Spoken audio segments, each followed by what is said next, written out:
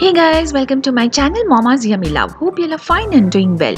आज हम बनाने जा रहे हैं एक सिंधी वन डिश मील दाल पकवान जो हेल्दी है, इजी टू प्रिपेयर है और ऑफ कोर्स मेरे फैमिली का बहुत ही फेवरेट डिश है.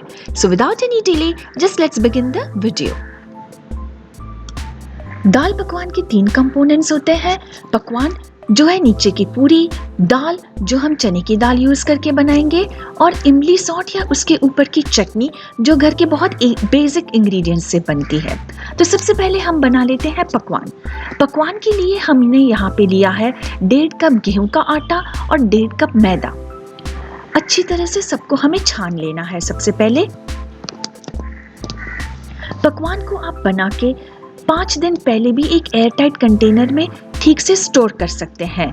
तो आप अगर कोई गेस्ट को इनवाइट कर रहे हैं और पहले से पकवान बना के रखे हैं तो आपका ये काम बहुत ही इजी हो जाएगा. फिर हम उसमें डालेंगे 1/4 टीस्पून अजवाइन जिसको हमने दोनों हाथों के बीच में थोड़ा मसल लिया है. स्वाद अनुसार नमक और इसमें हम डालेंगे 3 टेबलस्पून जितना तेल. बीच में हम थोड़ी जगह बना लेंगे और फिर हम उसमें डाल देंगे तेल. तेल मैंने यहाँ पे ग्राउंडनट ऑयल लिया है. जो आप अपने घर में यूज करते हैं वही ऑयल आप यूज कर लीजिए. तेल, आटे, अजवाइन और नमक को हमें बहुत अच्छी तरह से मिक्स कर देना है.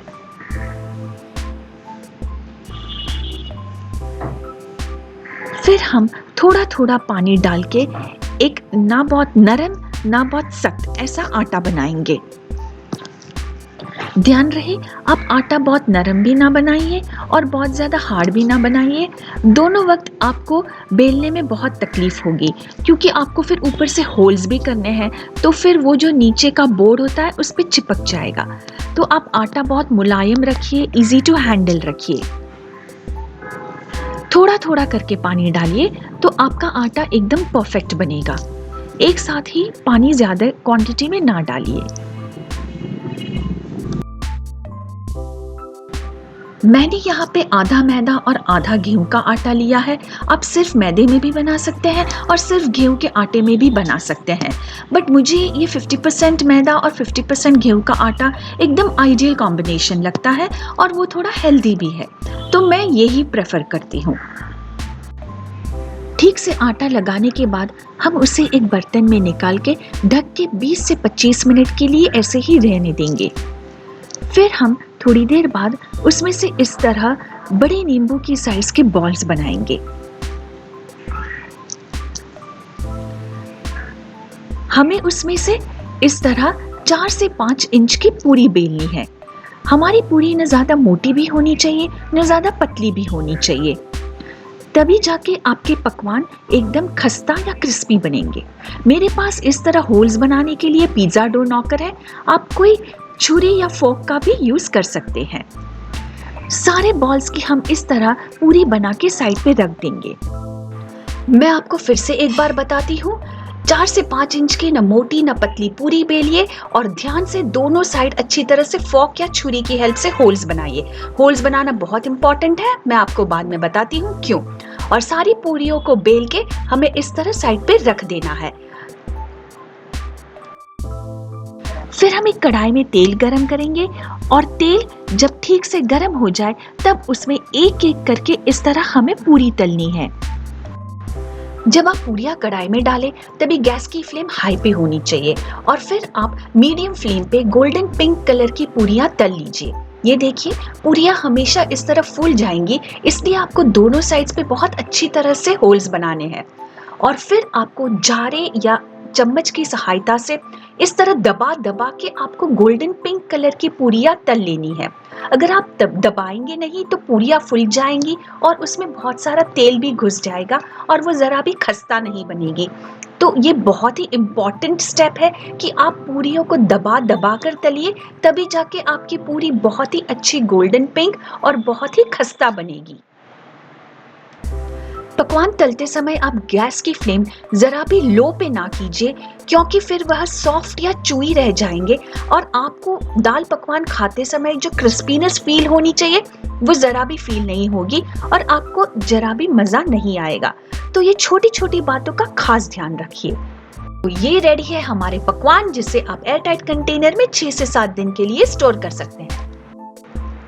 अब दाल बनाने के लिए मैं यहाँ पे एक बड़े बर्तन में ले रही हूँ 2 कप चने की दाल और मैं उसे 1 घंटे के लिए भिगा रही हूँ।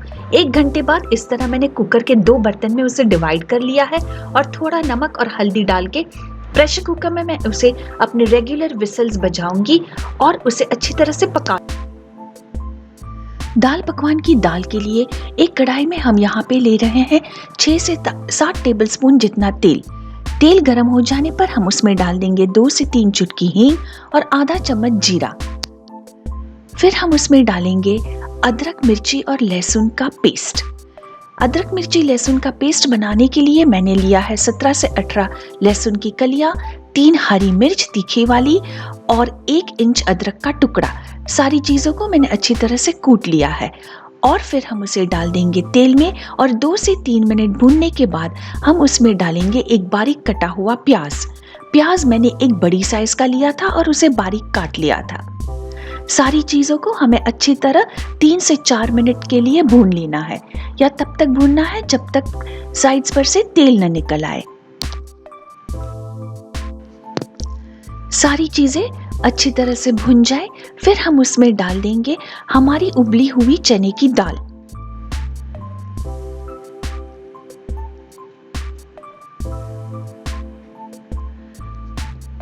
फिर हम उसमें डालेंगे 1 टीस्पून जितना गरम मसाला और आधा चम्मच या आधी टीस्पून आमचूर पाउडर। अच्छी तरह से सारी चीजों को हमें मिक्स कर देना है और उसमें हम डालेंगे 1.5 कप जितना पानी। नमक हमने पहले भी डाला है तो इसलिए अगर जरूरत पड़े तो टेस्ट करके आप ऊपर से थोड़ा नमक डाल दीजिए।